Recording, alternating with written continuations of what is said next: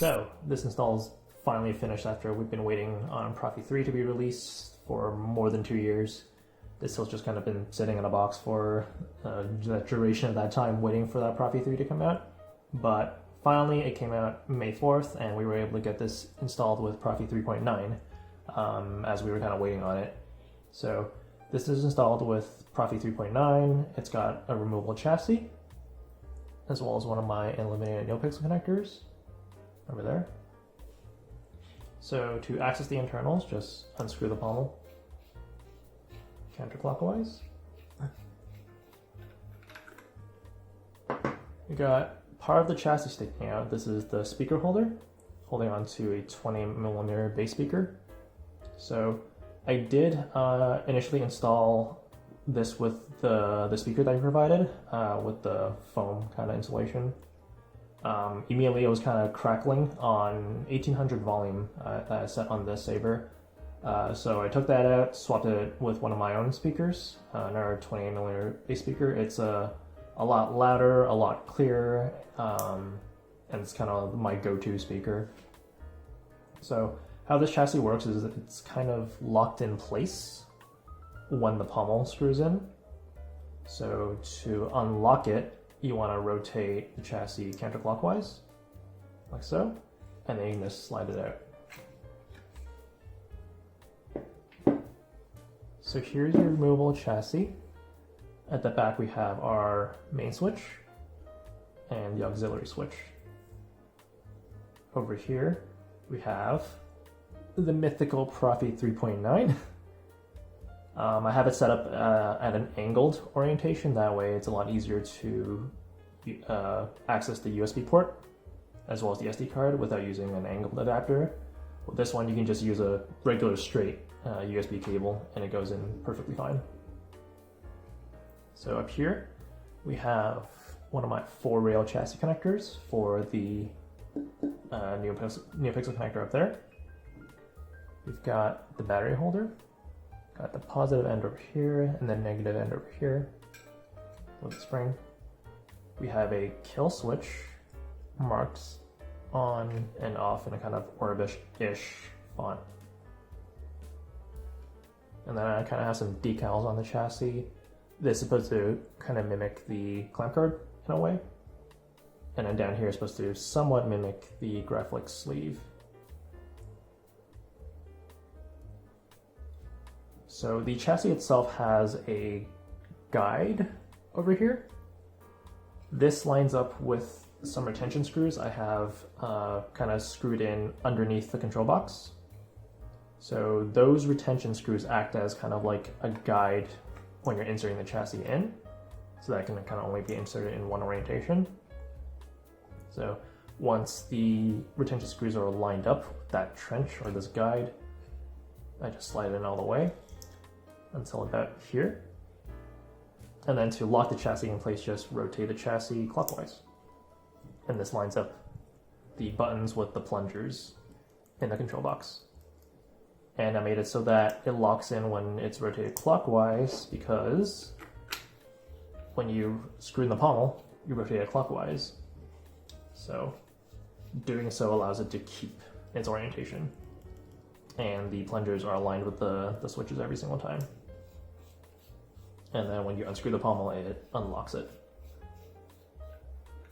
Or enough for you to slide it, or rotate it and then slide it out, like so. So in there, I'm not sure if you can see, there is the other end of the chassis connector, which is to interface with this. So let's put a battery in this thing and get this thing booted up. So I have one of my batteries here. Got the flat side towards the spring, the negative side, and the button top towards the positive. I like to insert mine at a slight angle and then just kind of compress it in that way, because I do have kind of like, I'm not sure what to call it, kind of like shrouds, but something that holds the battery in place a little bit better. So flipping the kill switch on. Not sure if you can see, but Proffie 3.9 has a SMD LED over there currently it's green, indicating that it's good to go. So, it's kind of loud. So I've got swing on configured as well as twist off. Because the Proffie is angled in the config, I did have to account for that orientation. It's angled up about 20 degrees, so I have that in the config.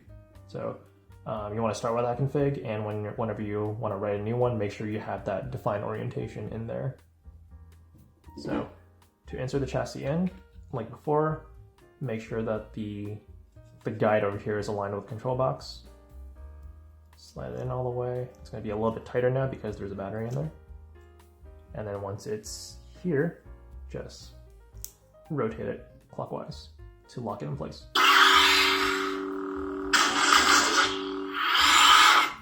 Let's put the pommel in.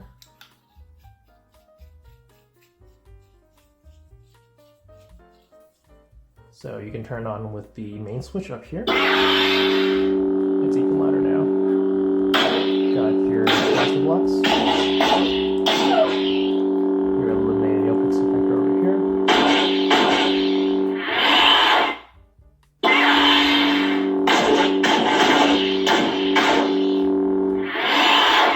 So with this connector that I've designed, I designed it just because of blade detection. So when you insert a blade in, it makes that blade detection sound.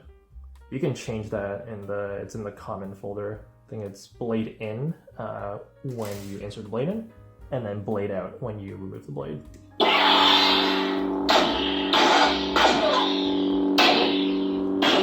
Right now I have it set to 2000 volume. Got blaster blocks, your smooth swing. Accent swings.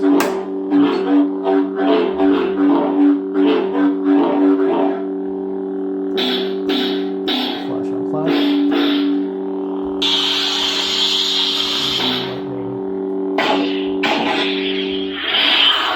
So just for now I have the Kyberphonics Kyber's Workshop fonts load on here, so just a Galaxy's Edge font package.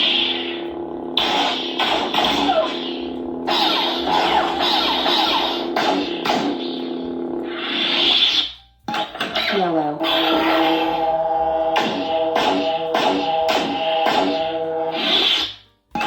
Purple.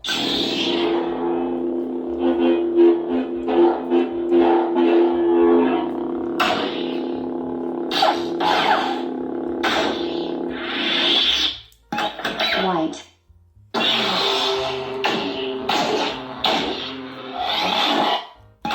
Red.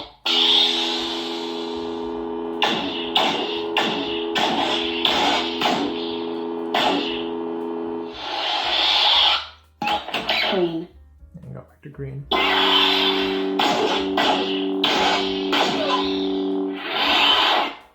So yeah, there you go. Your OneReplicas Super Stunt Luke finally installed with Proffie 3. I do have the config on the SD card, as well as the 5 Galaxy's Edge sound fonts on there. If you have any questions, feel free to let me know. I'm going to send this demo to you. I'm going to send you maybe Fett's kind of updated website with the button operations and his new style library. But other than that, I'm trying to get this sent back to you after it's been sitting there for a few years. Finally, get it sent back to you as soon as possible. Thank you.